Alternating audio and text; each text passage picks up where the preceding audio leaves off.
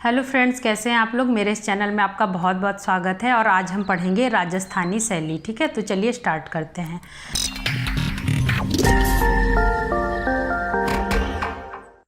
देखिए, ये जो राजस्थानी शैली है इसको मैंने बहुत छोटा करके इसकी इम्पॉर्टेंट चीज़ें बताई हैं इसमें, और हो सकता है आपको लगे कि ये बहुत ज़्यादा छोटा, बहुत ज़्यादा शॉर्ट हो गया है, लेकिन अगर लेंदी बनाए तो इसके कम से कम 6-7 वीडियो बनेंगे, जो कि टाइम नहीं है और आपका एग्ज़ाम बहुत जल्दी ही है, तो उसी हिसाब से मैंने इसमें इम्पॉर्टेंट चीज़ें ही आपको बताई हैं। ठीक है, तो देखिए, राजस्थानी शैली को श्रृंगारिक कला कहा जाता है। श्रृंगारिक कला, यहाँ पर श्रृंगार को लेकर बहुत ज़्यादा ध्यान दिया गया है। जोधपुर शैली में आप देखेंगे तो नायिकाओं पर श्रृंगार को लेकर विशेष ध्यान दिया गया है। ठीक है, 16वीं सदी के प्रारंभ से लेकर 19वीं सदी के मध्य तक की यह कला है।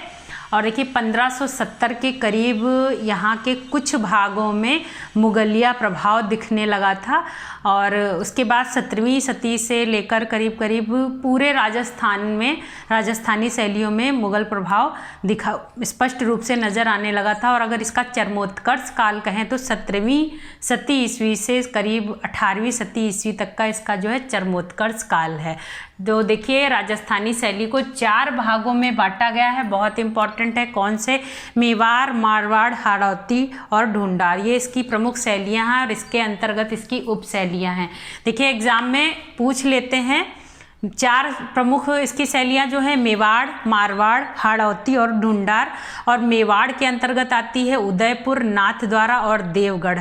मारवाड़ के अंतर्गत आता है जोधपुर, किशनगढ़ आपकी, और बीकानेर और नागौर, अजमेर। ठीक है, ये 4-5 शैलियाँ इसके अंतर्गत आती हैं उप शैली। हाड़ौती के अंतर्गत आता है बूंदी शैली, कोटा और झालावाड़ा। ठीक है, ढूंढार के अंतर्गत आती है आपकी उप शैली जयपुर हो गई आपकी, और आमेर शैली, अलवर शैली और शेखावाटी। ठीक है, याद रखिएगा क्योंकि एग्जाम में पूछते हैं।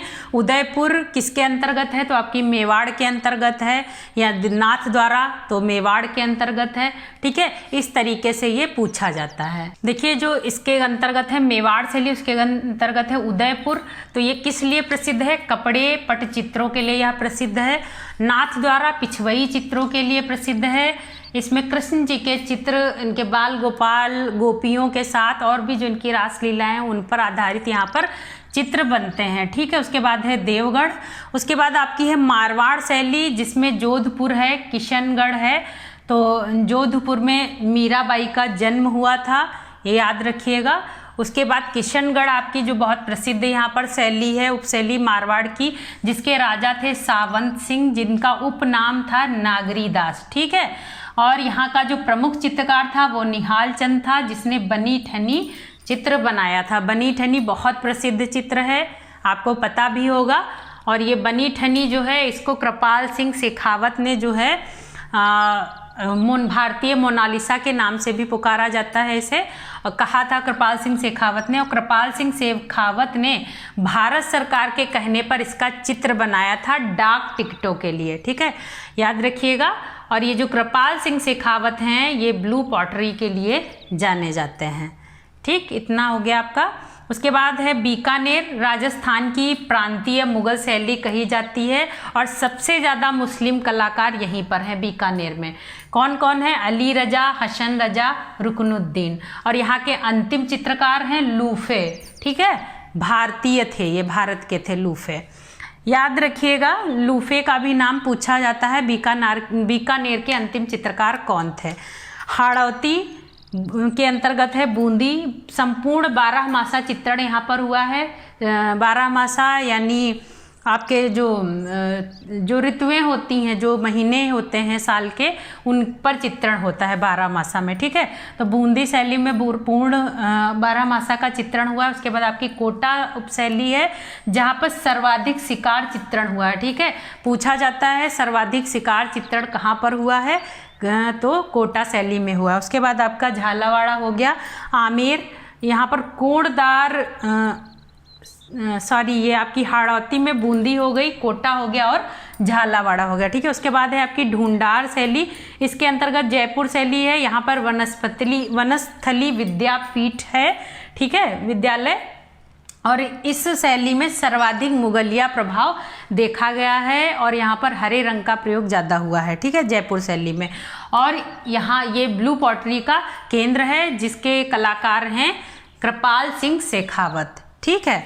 आमेर है इसके अंतर्गत, कोड़दार सिर बने हुए हैं यहाँ पर, अलवर हाथी दांत पर चित्रण हुआ है। शेखावाटी ज़्यादातर राजपूत व्यक्ति चित्रों के लिए प्रसिद्ध है, ठीक है। उसके बाद ये आपका जो ये मारवाड़ है और यहाँ पर जोधपुर में ये एक चित्र यहाँ पर है, देखिए इसमें जो ये जोधपुर है तो यहाँ पर चित्र बना है ढोला मारू, बहुत प्रसिद्ध चित्र है यहाँ का ढोला मारू। इसकी ढोला मारू राजा रानी की कहानी है और इसमें जो पशु का चित्र है वो ऊंट बना हुआ है, ठीक है। ये ढोला मारू की स्टोरी आप नेट पे भी देख सकते हैं सर्च करके, बहुत इंटरेस्टिंग स्टोरी है ढोला मारू राजा की, जो कि इस बहुत ज़्यादा राजस्थान में प्रसिद्ध भी है, लोक कथा पर आधारित है, ठीक है। तो यहाँ जोधपुर में इस पर चित्र बना हुआ है ढोला मारू का। और देखिए ये जो आपका पिछवई जो लिखा है ये नाथ द्वारा का पिछवई, यानी जो कृष्ण जी की जो मूर्तियाँ बनती थी उनके पीछे जो पर्दा लगा हुआ होता था उसको पिछवई कहते थे, उन पर कलाकारी होती थी, उसी को पिछवई चित्र कहा जाता था, ठीक है। तो देखिए ये आपकी राजस्थानी शैली आपकी यहाँ पर ख़त्म हो गई है और इसकी जो इम्पोर्टेंट चीज़ें थी वो मैंने आपको बता दी हैं, ठीक है। तो बाकी आप देखते रहिए और तैयारी करते रहिए, अपनी तरफ से भी आप बुक्स वगैरह जो भी आपके पास हो वो भी पढ़ते रहिए, रिवीजन के लिए आपके लिए बहुत मस्त अच्छा है, ठीक है। तो आप इससे रिवीजन कर सकते हैं और बाकी देखते रहिए मेरे वीडियो। और अगर आपको वीडियो अच्छा लगता है तो लाइक करिए, शेयर करिए, सब्सक्राइब ज़रूर कर लीजिए, ठीक है। और मिलते हैं अगले वीडियो में, अभी तक के लिए इतना ही, धन्यवाद।